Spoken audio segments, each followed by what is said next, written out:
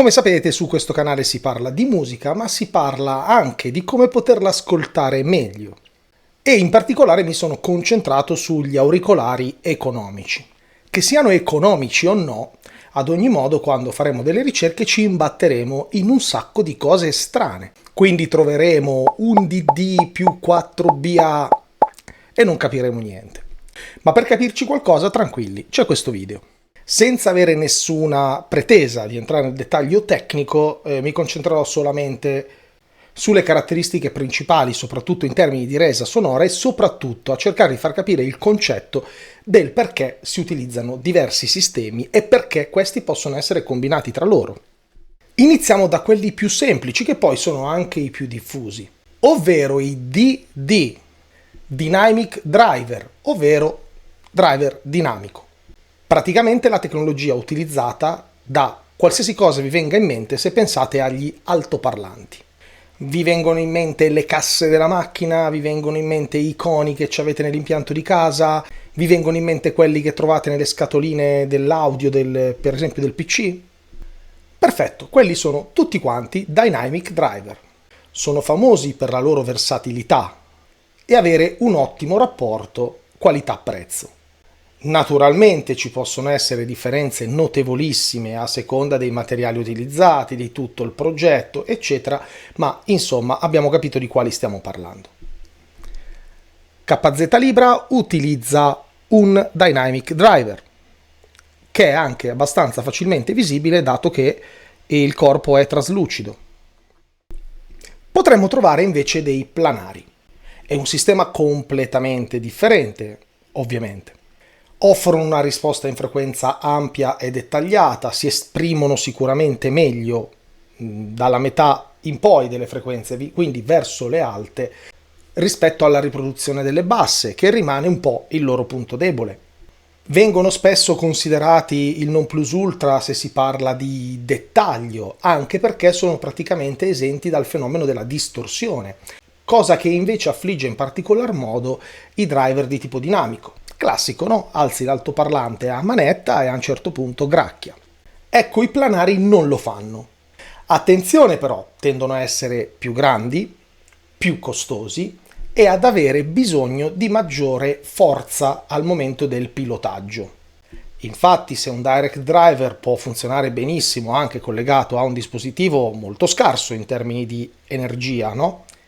In termini di voltaggio, per esempio, d'uscita, come il cellulare, lo stesso non si può dire dei planari, anche se anche qui bisogna fare la differenza. C'è quello che ha bisogno di un amplificatore, cuffie dedicato e quello che magari riesce a suonare anche con un piccolo DAC amp collegato al cellulare. Abbiamo poi le cosiddette BA, cioè le armature bilanciate. Naturalmente l'acronimo era in inglese.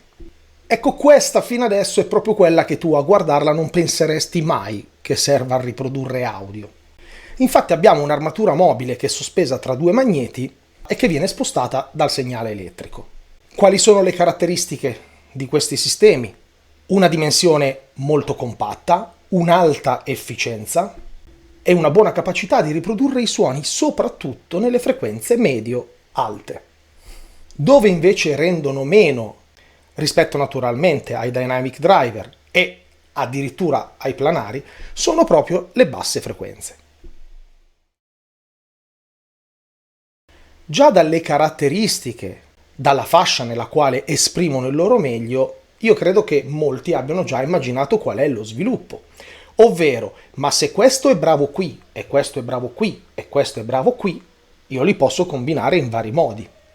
Ed è esattamente quello che viene fatto nei cosiddetti sistemi ibridi. Le tecnologie vengono combinate con l'obiettivo di ottenere la resa migliore da ognuna di esse, migliorando naturalmente il risultato complessivo, o almeno questa è la promessa. Questi sono dei bellissimi auricolari che per esempio utilizzano un Dynamic Driver e un'armatura bilanciata. E saranno presto oggetto della recensione con un occhio particolare al gaming, perché so che è un argomento che interessa a molti. Ora, questo spero che perlomeno vi aiuti quantomeno a capire che cosa si trova nelle descrizioni degli auricolari qualora andaste ad affrontare questo mondo, perché è veramente molto complicato muoversi tra le infinite proposte, soprattutto se parliamo di AM orientali, perché sono quelli che hanno il maggiore sviluppo tecnologico.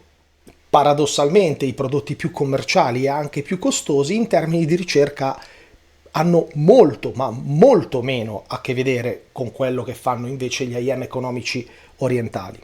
Quindi, se fin qui ho risposto a queste tue domande e ti ho aiutato in qualche modo, puoi anche fermarti con il video. Se invece trovi l'argomento stimolante oppure non è chiaro qualcosa, nei prossimi minuti approfondiremo e chiariremo.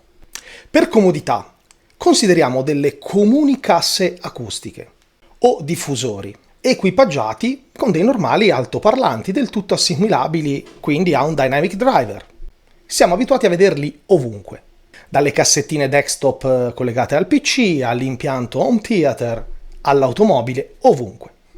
Ogni altoparlante ha dei limiti fisici nella riproduzione, dovuti alla dimensione, al materiale, all'intero progetto, alla tecnologia utilizzata. Tutti sappiamo che il subwoofer è il pezzo più grosso, che muove molta aria ed è quello deputato alla riproduzione delle frequenze basse e bassissime.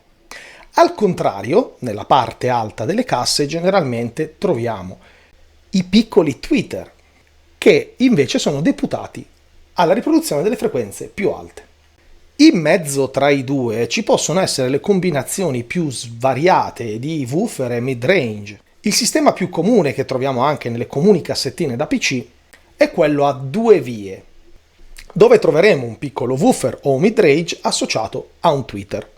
Quindi in quel caso potremmo avere probabilmente un sistema a due vie che utilizza due driver.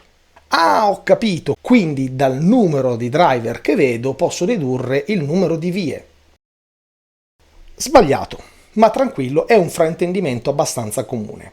Sebbene in molti casi questi due numeri coincidano, non è detto che sia così, soprattutto nei sistemi più complicati.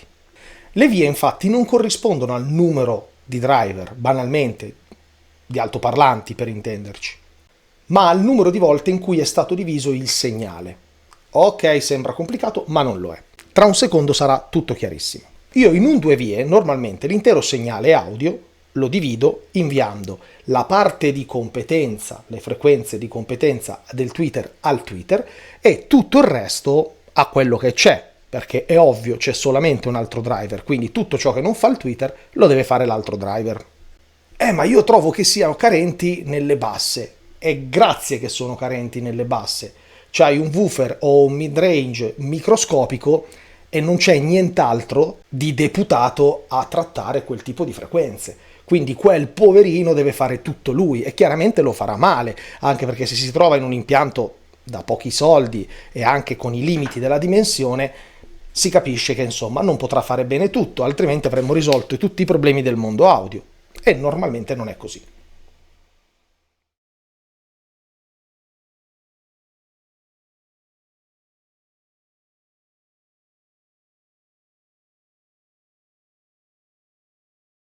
Facciamo un ulteriore esempio che potrebbe chiudere il cerchio. Ho un diffusore che presenta due coni, non sappiamo di che tipo, e un tweeter. Questo potrebbe farci pensare che si tratti di un tre vie. E attenzione, potrebbe anche esserlo. Però non abbiamo sufficienti informazioni per poterlo sapere. Sarà il costruttore a dirci se, per esempio, come nel caso delle mie, ha utilizzato un sistema a due vie, quindi ha mandato la porzione del tweeter al tweeter e tutto il resto lo ha fatto lavorare a due coni, che però trattano la stessa porzione di frequenza. Non è raro trovare un diffusore che presenta un cono grande, due più piccoli e un tweeter. Anche qui verrebbe da pensare a un 4 vie, ma molto probabilmente si tratterà di un 3 vie, dove c'è quello grosso, un woofer o un subwoofer, a seconda di quello che è stato inserito nel progetto, che tratterà tutte le frequenze da un certo punto in giù.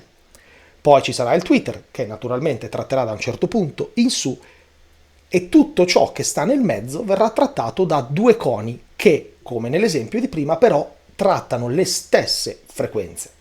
E quindi sarebbe un sistema a tre vie. Perché questo discorso? Perché negli IEM, ad esempio questi, spoiler, saranno in recensione tra non molto spero, potete trovare 9 driver. Nel caso specifico, una combinazione di un dynamic driver e 8 armature bilanciate. Il segnale però non viene diviso in 9 parti, ma solo in 3. A questo punto dovreste già aver intuito che una certa porzione che va da una certa frequenza verso il basso verranno trattate dal dynamic driver, ma potreste chiedervi: e tutte le altre? Tutte le altre verranno divise in 2 segnali. Uno che andrà a 4 armature bilanciate deputate alle alte e un'altra parte che invece andrà ad altre 4 armature bilanciate che tratteranno invece un'altra frequenza, quindi quelle in mezzo tra le basse e le alte, quelle in mezzo tra le medio e le alte. Quello dipende da come è stato ingegnerizzato il prodotto. Questo sistema è un sistema a 3 vie che utilizza 9 driver.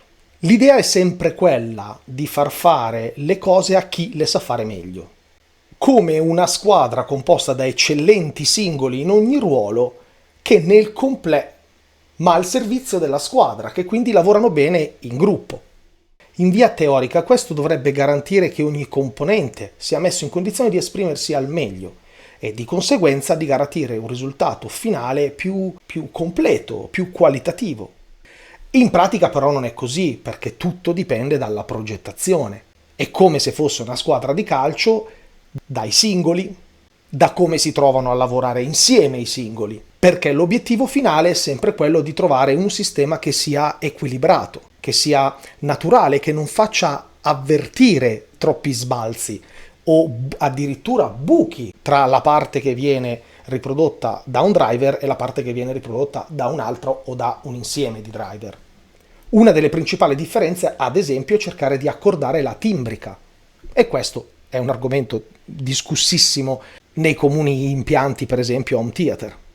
E qui apriamo una piccola parentesi per gli amici gamer, che so che sono tanti. Quello che posso dire è che in generale i dispositivi ibridi hanno delle caratteristiche intrinseche che, al di là della qualità della resa acustica, sono molto utili ai giocatori, perché forniscono una migliore esperienza immersiva e, addrizzate le orecchie, offrono degli evidenti vantaggi per i giocatori competitivi, specie negli FPS. Un sistema ibrido infatti generalmente ha un ampio sound stage e ha un'immagine superiore, quindi significa banalmente ascoltare in un campo più ampio con la possibilità di avere dei dettagli più alti, quindi di collocare meglio i suoni alle distanze e nelle direzioni. Significa sentire meglio le porte, i passi del nemico, gli spari e contemporaneamente collocarli meglio nello spazio. Quindi avvertire in anticipo che quel rumore è meno importante di quello perché è più distante. E attenzione, è importante ribadirlo, il fatto che il gamer abbia un'esperienza di gioco competitivo migliore con questi tipi di dispositivi non significa che contemporaneamente il dispositivo sarà il migliore per ascoltare anche la musica.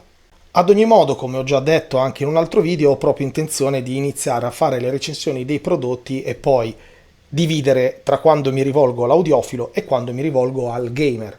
Dopodiché vorrei fare delle sessioni di prova in gioco reali per fare una comparazione che sia dedicata esclusivamente all'aspetto videoludico. Ed è proprio per questo che ben presto troverò, come vi ho già anticipato, 2 dispositivi ibridi. Uno con una sola armatura bilanciata e uno, quello che vi ho anticipato prima, dove le armature bilanciate saranno addirittura 8. Mi rivolgo sempre ai gamer. Purtroppo queste parole voi le conoscete già, perché ambio sound stage, grande capacità di individuare il nemico, fantastica immagine sonora, sono praticamente le stesse cose che promettono i produttori di prodotti dedicati al gaming. Produttori che purtroppo spessissimo approfittano, proprio abusano della vostra passione e anche della vostra disponibilità a spendere, come ognuno di noi fa nelle rispettive passioni, e propongono roba mediocre con prezzi ai limiti della follia. Per fortuna però ci sono tantissimi prodotti che generalmente non troverete nei video di qualche promoter su TikTok o roba del genere, ma che sono di altissimo livello, estremamente validi tanto per l'audiofilo quanto per il giocatore e soprattutto estremamente più economici.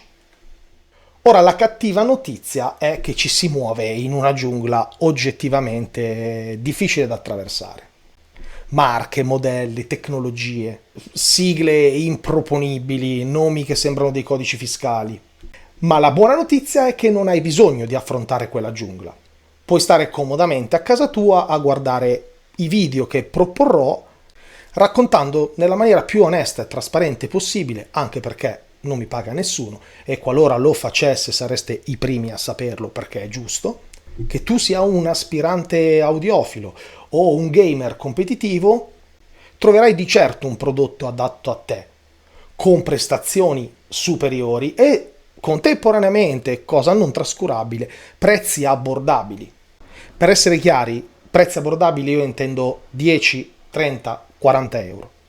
Un'ultima cosa prima di salutarvi e sperando che il video vi sia piaciuto e vi sia stato utile, questo lavoro comporta un impegno notevole tra ricerche, acquisti, scrittura, registrazione, editing. Se il risultato finale in qualche maniera ti ha intrattenuto, ti ha portato delle nuove informazioni, ti ha risolto un problema, ti ha aiutato nella scelta di un acquisto, il tuo modo per dire grazie può essere semplicemente sostenendo il canale con un mi piace, con un'iscrizione, facendolo conoscere a un tuo amico che ha la stessa passione. E se proprio vuoi dimostrare un massimo apprezzamento, ci sono le donazioni tramite PayPal o la piattaforma di YouTube. Spero che il video sia stato utile, se mi sono spiegato male in qualcosa, se è necessario approfondire, fatemelo sapere nei commenti, così poi magari preparo un video esplicativo dove rimedio.